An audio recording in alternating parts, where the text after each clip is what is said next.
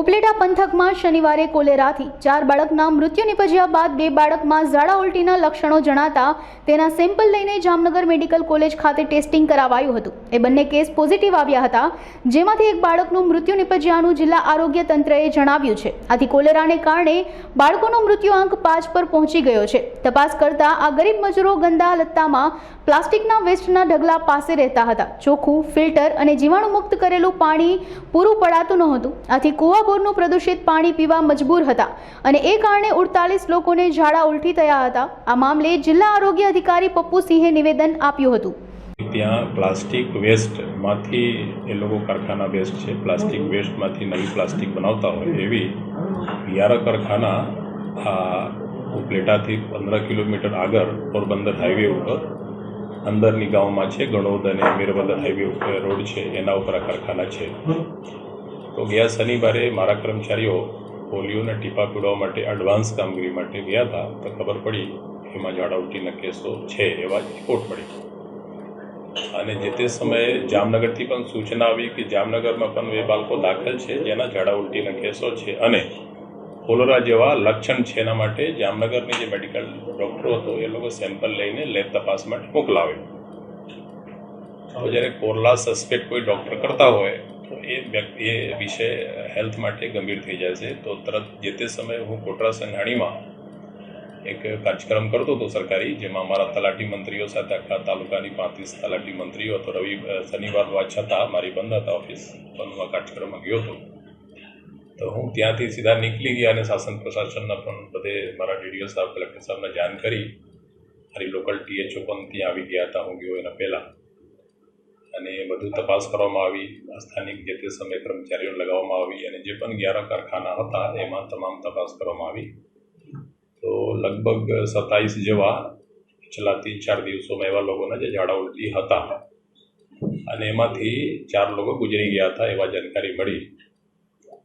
અને જે રીતે આપનો ખ્યાલ હોય કે ના હોય, જે દાખલ હતા જામનગરમાં એ પૈકી એમાંથી એક છોકરો ગુજરી ગયેલ છે। તો ટોટલ 5ની ડેથ અત્યાર સુધીમાં થઈ ગયેલ છે, પણ આ મજદૂરો આપણને મળ્યા નથી, કેમ કે ડેથ થયા પછી એ લોકો પોતાના વતનમાં જતા રહ્યા હતા। પણ જે કર્મચારીઓ દર કારખાના વિસ્તારમાં જઈને મજૂરો પાસે પૂછપરછ કરતા હોય એમાંથી વિષય ખ્યાલમાં આવી। આપનો ચેલેન્જ એ હતો કે બીમારી અહીંયાથી આગળ વધે નહીં અને કોઈ નવા ડેથ ન થાય, એના ઉપર આપણે ફોકસ કરીને ધોરાજી અને બગલમાં જામખંડ તાલુકામાંથી લગભગ 37 ટીમ, દર ટીમમાં 2 માણસો બોલાવી અને 10 કિલોમીટરના રેડિયસમાં જે મારા 6 ગામો આવે અને બીજા ઇન્ડસ્ટ્રી આવે, તમામની આપની 3 દિવસમાં કવર કરવામાં આવી। અને છેલ્લા 2 દિવસમાં ઉપલેટા સિટી પણ તમામ ઘરો અને લોકો પાસે જઈને મારી કર્મચારીઓ પત્રિકાઓ વિતરણ કરી, જનજાગૃતિ કરી અને સાથે સાથે જે બીજા ડિપાર્ટમેન્ટ સરકારની હોય, વોટર સપ્લાય ડિપાર્ટમેન્ટ હોય કે ઇન્ડસ્ટ્રીવાળા લોકો હોય, એ પણ જઈને ત્યાં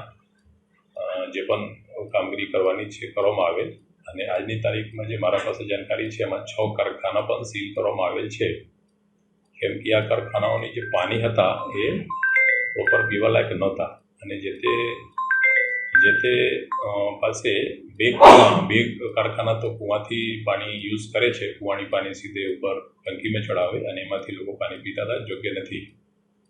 મારા સ્થાનિક પ્રાંત સાહેબ અને મામલતદાર સાહેબ સૂચન આપી, કારખાનાના માલિકો સાથે મિટિંગ કરવામાં આવી અને સૂચન આપ્યા કે ભાઈ તમે ટૂંક સમયમાં આવતી 2-3-4 દિવસમાં તમામ લોકો એટલીસ્ટ સેફ ડ્રિંકિંગ વોટરની વ્યવસ્થા તાત્કાલિક કરો, અદરવાઇઝ તમારી ઉપર કાર્યવાહી કરવામાં આવે।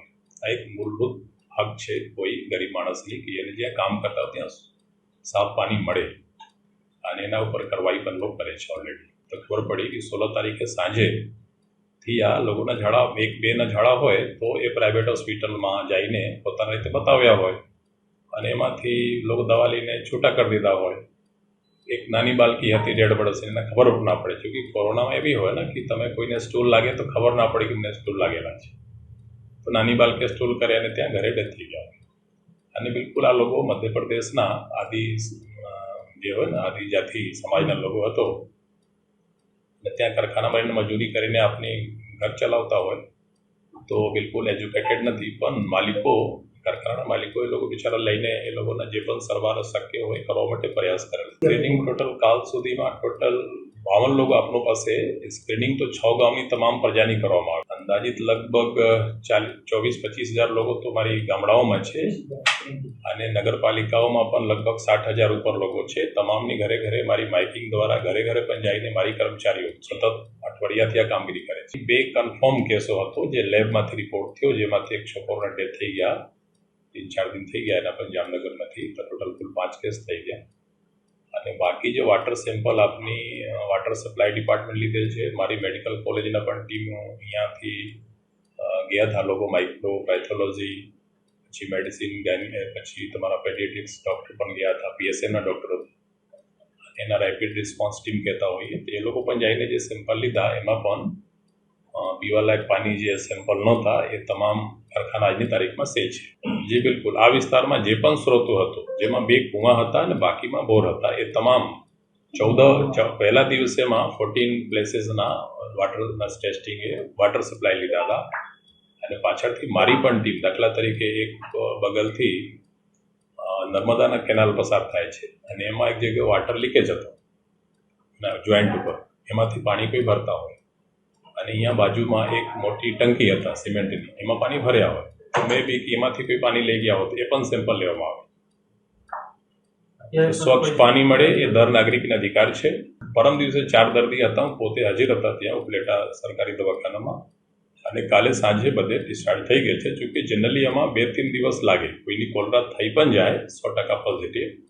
તમે ખાલી 2 to 3 દિવસ એના વોટર મેન્ટેન કરી દો, બોડીમાં જે હોય ને વોટર લેવલ અને ઇલેક્ટ્રોલાઇટ મેન્ટેન થઈ જાય બાટલાથી, તો પછી ડેથ હોતા નથી. પણ જો બીમારી શરૂ થાય અને તમે ડાયગ્નોસિસમાં ટ્રીટમેન્ટ લેટ કરો, 6 થી 8 કલાક થઈ જાય, પછી મુશ્કેલ પડે, કેમ કે આમાં વોટર લોસ બહુ ફાસ્ટ હોય છે. આમાં પ્રોજેક્ટાઇલ વોમિટિંગ હોય, વોમિટ કરે તો અહીંયાથી કરે તો 2 મીટર દૂર સુધી જાય. સ્ટૂલ એટલો બહાર આવે કે તમે ખબર ના પડે, અને કોઈ પણ મોટા હોય કે નાના હોય, સ્ટૂલ પાસ થઈ જાય. તમે વોશરૂમ જવાના પહેલાં તમારો પેન્ટ બગડી જાય.